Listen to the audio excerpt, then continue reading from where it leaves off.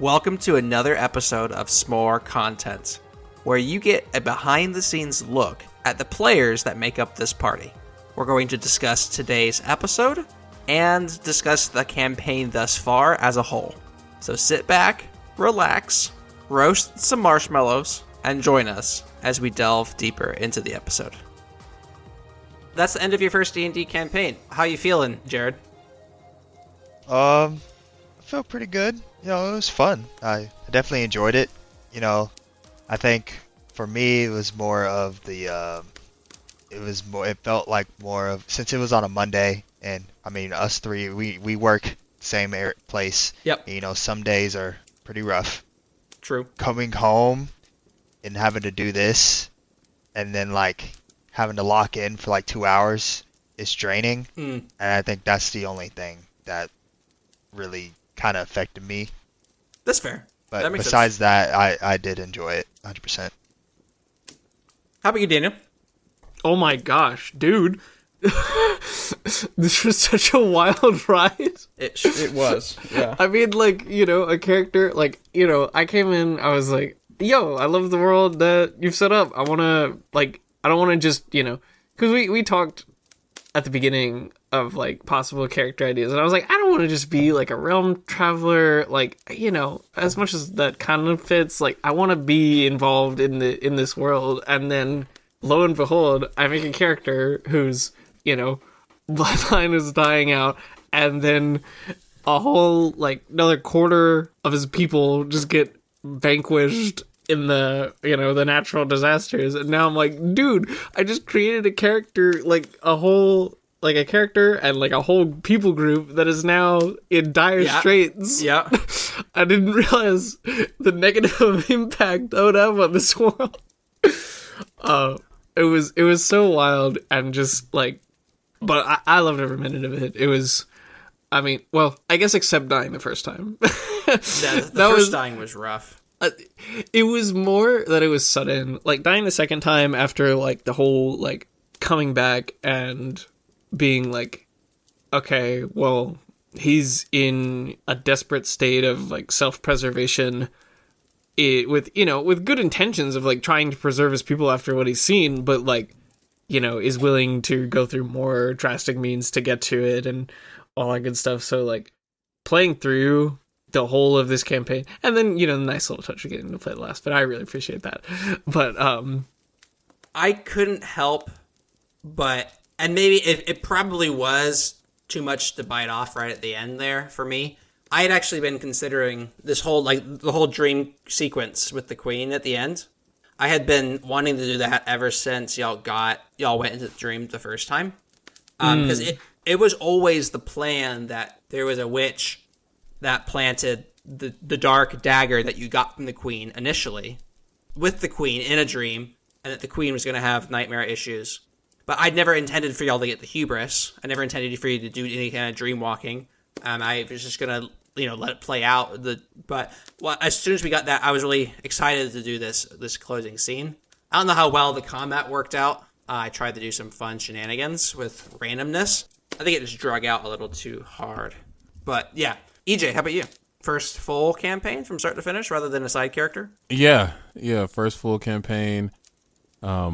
To agree with Daniel, there was, let's say, a lot of twists and turns, starting with Kilksick, just straight switching affinities, what a huge crazy twist right at the beginning. Exactly. That was, the precedent for the whole campaign, basically, just a whole bunch of twists.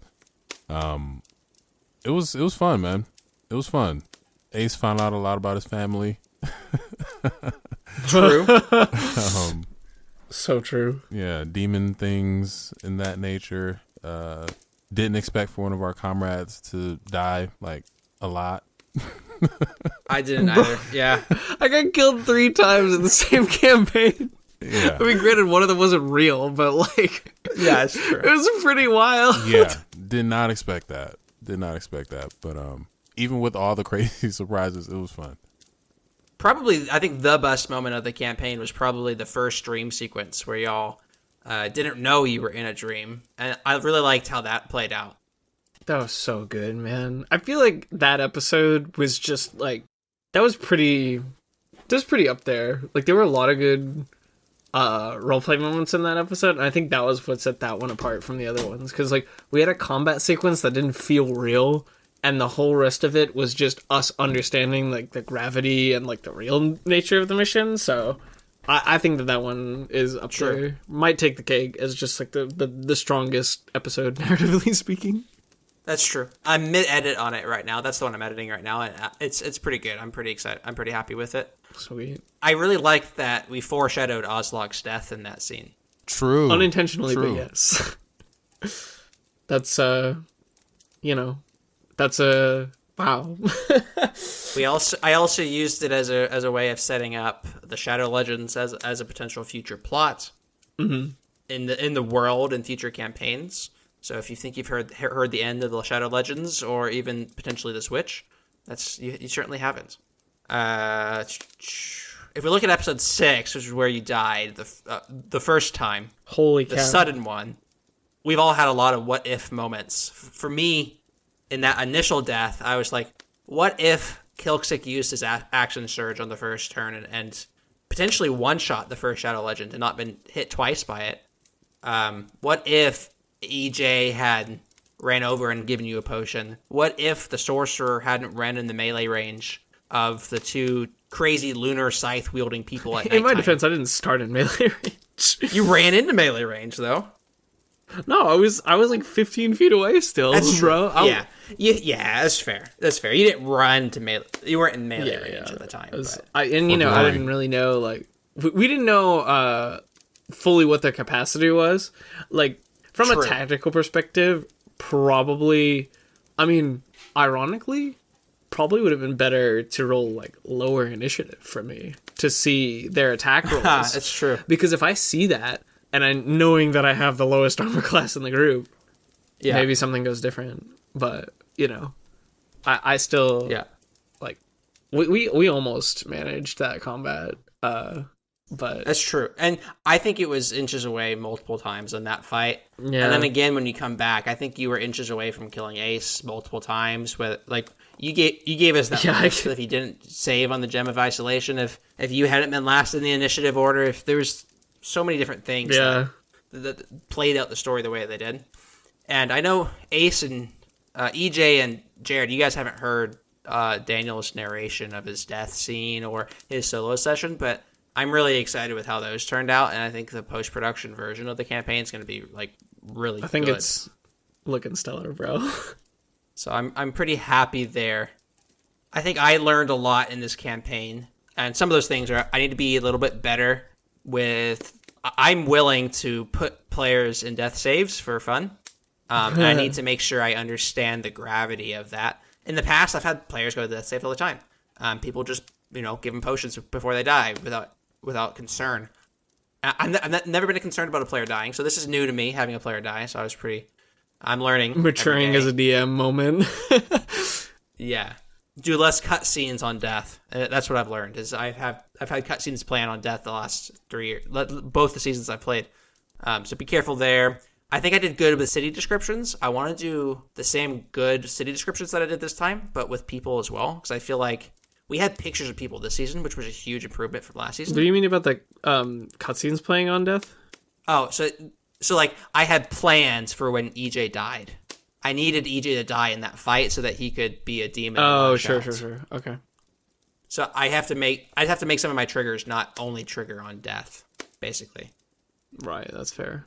Because, I mean, you could have even straight up just had it to where if you took necrotic damage, like, true, instant reaction. Mm-hmm. So, that's actually what I thought it was. I thought it was due to the necrotic damage, and that's why I transformed.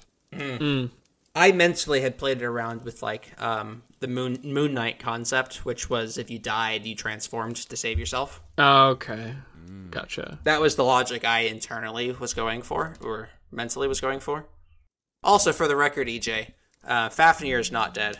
Fafnir was never in that dream with you, physically. That was Dream Fafnir. Thank goodness. He exploded, bro. Savage. Last concept I really want to talk about is Jared. What do you envision for Kilksick in the future of Kilksick? Where do you think your character ends up? Whether you're playing him or whether I play him as an NPC at some point. I wanted him. I mean, since the beginning, I wanted him to be a crash out, but I mean, I don't think that's gonna happen anymore. True. But Yeah, you got to pivot it a little bit yeah, long term. I guess. Which, just to be clear, if you don't want to play Kilksick ever again, you never have to. If you want, the next time you come back and you guest star next season or in season 5 or season 4 when you actually return as I gave you another invite for another season, you don't have to be Kilksick again. You can be a new character that is a crash out if you want. I'm not going to stop you from doing that. And this time you won't pull from the deck of many things. That's true. I hate that I took that they got taken away from you, that you didn't get to play the character that you wanted. But I think it worked out and it was a lot of fun. I mean, if you don't turn good, how do we even move forward in the campaign? If the mission becomes not killing the dragon, what even happens, right? Does he just... I don't think Kilksick goes. I don't think Kilksick goes with it. I think he just goes and he might even leave and try to kill the dragon himself. That could have been a different set of inter-party combat. We have no idea what happens there. True. Very true. Yeah. So, I mean, the thing, because Kilksick wanted to complete the mission to complete his mission. Yeah. That's true, to get his brother, yeah. Right, but if that had changed and he was evil, then he may not have gone along with it. Well, we didn't even know the queen was, good at the time, trustworthy. So he might have still just been I don't care. I'm just going to go kill the dragon and, get my reward and leave. He didn't care, if he's still evil. Yeah. So, but who knows? But in the future, I would say, I guess I would be in the search of my brother, since that's not him. Yep. Yeah, that's a good call out. That's a really good call out. I also imagine that you might be angry with Loaf specifically, or you might be searching for Loaf specifically, because it was noted multiple times throughout the campaign that Loaf was the one that captured Mormir, just for what that's worth. Okay. I missed that little... Because when Loaf was introduced in the Delta Wing, he was introduced with a bunch of titles. One of them was Captor of Mormir. And there's multiple things there. Squee, which is the goblin that the illusion was over top of. Squee is from season 1. Oh. Heard. Okay. The party met Squee, and Squee kind of joined the party for a while. Loaf was using him to... he turned him in instead of Mormir and collected the Mormir reward. Oh, snap. Fraud got himself some money. So whether or not he has Mormir or not is Loaf a different would. story. But Loaf would do some stuff like that. Oh my gosh. I agree that Kilksick is probably looking for Mormir wherever that leads him. Mm-hmm. Ozlok, or Daniel, where's Oz? Oh, okay. EJ, bro, did you do that on purpose? I did, 100%. Ah, dang nabbit. Thoughts on Ace? By the EJ? way, when you Savage. when you finish editing, be sure to give me a dag nabbit counter. Oh, I'm gonna do a highlight at the end. That's hilarious. So where do I see Ace? So it almost seems like his stories come to a close, but like I said before, I feel like he needs to address some stuff with his family for sure. Fair. The whole worshiping demons thing, and he what if this happens again, or They might potentially just clear up if there's no longer a demon living in their house. Fair. That might be the cause. Whether it is or not, who knows? But So if that's the case, then that might be, his next quest or goal, right? But yeah, other than that, no. He's kind of just going back to normal life, investigating crimes with his back to work in Alfheim. Yeah, freckles and all that stuff. Just limping on one leg. Make Alfheim great again. Dang. I meant to have the queen say that. I forgot. Whoops. That's okay. Oh well. This man really threw up. Yeah. Wow. That's pretty wild. EJ, can you read your Eye of the Flame item that I gave you? Oh, it's revealed now. It is revealed now. This guy. Okay, there we go. Ace can't see it, but EJ can. True. Yeah, so very much out of game. Eye of the Flame. Legendary artifact. Weapon bonus +2 damage. While held, it glows when nearby a locked pyromancy sorcerer. Armor bonus. While equipped, you have an additional 3rd level spell slot. While worn, it glows when nearby a locked pyromancy sorcerer. Items melted with kyber crystals upon command can shine a bright light, matching the kyber crystal's color, in a 10-foot radius, and dim light for an additional 10 feet. So if you don't comprehend what this is doing, what this gem that you found is supposed to allude towards, Ozlok had Eye of the Storm, which was the white kyber crystal that was a part of the Air Watchers. This is the red or the fire version of it, and it glowed when near Ace, hinting at Ace becoming a potential sorcerer Fire. of So yeah, of the Fire Watchers, which were wiped out officially as of episode 4. So there's a world where Ace kind of takes up that mantle of becoming a Fire Watcher. should he discover it? and protect? So this Should he discover it or read into it? So this is not out of lineage or anything like that. This is just, I guess, based off of being chosen.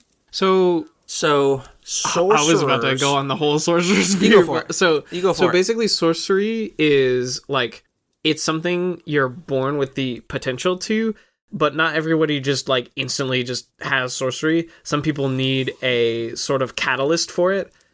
For the sorcerers that these things react to, it's the elemental wellspring. So Ozlok was born into a bloodline that kept bringing about storm sorcerers, and so he was trained up in that way. And then when he passed the Watcher's Rite, he went ahead and was exposed to the air wellspring and got his magic. And so something similar would happen to Ace should he desire to walk down that path and discover it and decide to walk down it. He would gain access to the magic that he has yet to tap into. I got you. That's pretty cool. Sounds like he's kind of running down the, I don't know, like the arcane trickster type of route. Yeah. Kinda, yeah. If you had rolled well on your arcane check while holding the ruby outside of the cave, I was going to make it show you shot fire. Oh snap! That would have been a lit. You were going to I blast wanna shoot fire. It would have been cool. Would have been cool. That would have been cool. So you're welcome for me creating a people group that. No, I'm just kidding. And fire. Well, that I don't know about just yet. True. Like you heard that all the Fire Watchers died, and like have no idea what this means. Like you do not know Ozlok well enough to know what's going on. That was why like I asked you about them in like the key sequence for me, because like for me it's okay. So it was like Ozlok's motivation in that moment is self-preservation, but it's not for his sake; it's for his people's sake. So if you'd reassured him that his people were going to be okay, like that was fine. But That's fair. And and I think that's very believable. so if I'm yeah. being honest with So you. yeah, I wanted that moment to be like not so much, you know, like I was like definitely had a contract to fill out, but I wasn't sold out on like whether or not I was going to fill out this contract. I was like is going to come back for resolution for the sake of the character. What he does is going to be reactionary based on how stuff plays out role-playing wise. And I think that it played out super well. Unfortunately, for me personally, it kind of played out into a sort of like mini villain arc because of the situation, which is, you know, a shame because I created a character that I wanted to be, you know, a good guy. But I also think it made a lot of sense for someone to, you know, come back from an infernal realm and be like willing to do anything to help his people. Yeah. And then to have that conversation and have it play out the way it did and then do what he did. So yeah, I think that it made sense. Yeah, man. I agree. I don't think Ace would have responded any other way. So Yeah. So which is really funny because like I feel like you and I were like, or rather our characters were kind of like both trying to kind of take on that like leadership spot. Like we were both taking the initiative. We were both doing like trying to make the first move. And so our characters, like especially early on, just kind of seemed to rub each other the wrong way. but like slowly like grew to at least trust each other in combat. But we didn't really like, you know, the characters, as much as they bonded through the shared experience, they didn't like get to know each other, like delve in deep. So Ace seeing everything from like a distance, it makes sense that he hasn't like formed some sort of bond to reassure Ozlok about his people and like that kind of thing. Exactly. So like even though he asked, like I think that you gave like the right answer, basically, like the in character like correct answer. Like I think you could easily have answered another way and had it be correct as well. Like, oh, Ace noticed that, or you know, something like that. It would have been surprising, but it wouldn't have been wrong. But this was no, this is definitely an Ace answer. Like, yeah, 100%. That was why I thought that sequence I was like so the cool. fact that you touched on the leadership part as well, because that was like a whole thing in the first season with Ace, and True. we were like just butting heads the whole way, everybody. And that's just how it naturally played out. But it shows that Ace has some kind of growth going on, because yes, he is somewhat competing for that, but he's also kind of self-aware enough to know that we need to get this mission done. Yeah, he was much it's more gonna happen regardless. It'll play out. He was much more willing to just like discuss and like go with good ideas and like not always get his way. So, Right. So yeah, it Maturity, was really cool. growth. Yeah, we got some in there. It's subtle, but it's there. Yeah. One thing I learned through this campaign is when I say this is a short campaign, that I won't be able to ever make it 4 episodes like I thought I could. You personally. It's way too. I mean, Give me a quick I rundown could probably about do how it. you thought it was going to go for 4 episodes. first episode, introduce everybody and make it to the Fields of Misdirection. That was episode 1. Was end at the Fields of Misdirection. Episode 2, quickly get through the Fields of Misdirection, see the dam, leave for Jotunheim, get to the cemetery, end the session. Session 3, maneuver the crypt, and that's it. That was pretty much going to be the full episode, is basically what I had planned. And then session 4 was going to be return to the dam, return to the queen, and you're done. To be fair, I had some initial flowcharts where y'all actually visited Svartalheim. If y'all had looked into the dagger, y'all might have thought that it was dark elf descent and visited Svartalheim to see if you wanted to pursue, see if you could find out where it came from to know if it was how evil the queen was. If y'all were really skeptical of her early, but y'all never really investigated that black dagger that I gave you. But yeah, that was basically the 4 episodes that I had planned. Which, as soon as episode 1 ended, quickly they wrapped this up so Jared can go to bed. Yeah, I'm dying. My rule, We're all my dying, rule brother. for We're players all dying. is that players are only allowed to play one character at a time. So EJ, as your invite for next season, assuming that we start that season and you have another character, you are now handing Ace off as an NPC to me. You will never control Ace ever again. I might consult you for creative purposes, but it's purely consultation. It won't be you get to pick anything. So say goodbye to Ace. You want to say goodbye? Now I'm glad my character died. I'm just kidding. Kilksick, I'm expecting to return as Jared as a guest person in season 3, and then potentially a continuation of Kilksick's story in season 4. We will see how that all plays out. And that's really all. I want to say a quick round of thank yous. Jared, big props to you. You filled a role. You filled the fun player role where you kind of made chaos happen in places it shouldn't. You brought a really fun energy to the room. And every time I got you to react and say, "Oh my god," or whatever you say when you're excited or surprised, that's when I knew I won as a DM. That I made Jared be excited and be happy. That was a W in my book every time. So that's what I looked for whether or not I did a good job. Appreciate it. Daniel, you were just really smart. You were the David of the season where you've never played before, but you're an expert on D&D. I had to ask you, what happens when you multi-class? How does that work? And you're like, oh, this is how it works. I'm like, perfect. The dedication you had was phenomenal. I appreciate your desire to build this world, and I look forward to continue to build it with you in the future. Thanks, man. I really appreciate getting to be a part of this. This is something I wanted to do for basically since I learned what it was, and so getting to do it and to have it happen, and like, quite frankly, it was the most dramatic and traumatic for my character out of the group. So, to get to really lean into that and have fun in this show is super cool. And I'm really excited about that narration. I'm excited to see how that turns out. Me too. I have a really good feeling about season 2 being dramatically better than season 1. Shorter, but better. True. And then EJ, what can I say? An absolute pleasure as always. Really glad to continue the story with Ace.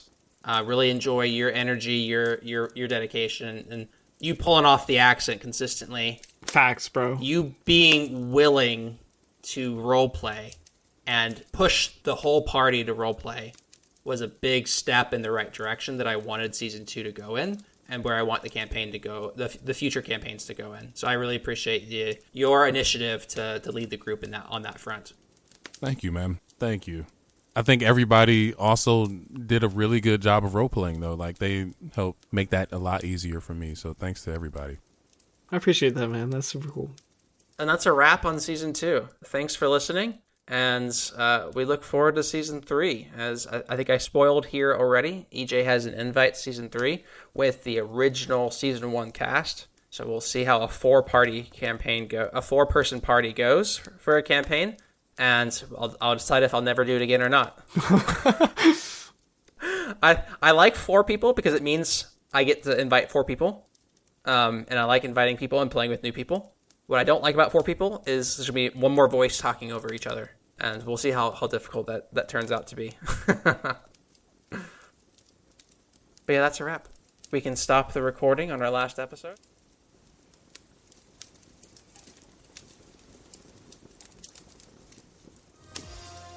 Thank you for listening to another episode of the Tides of Terragos podcast.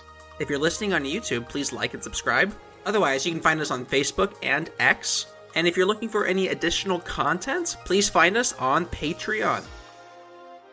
May the gracious God of despair look upon you with a smile.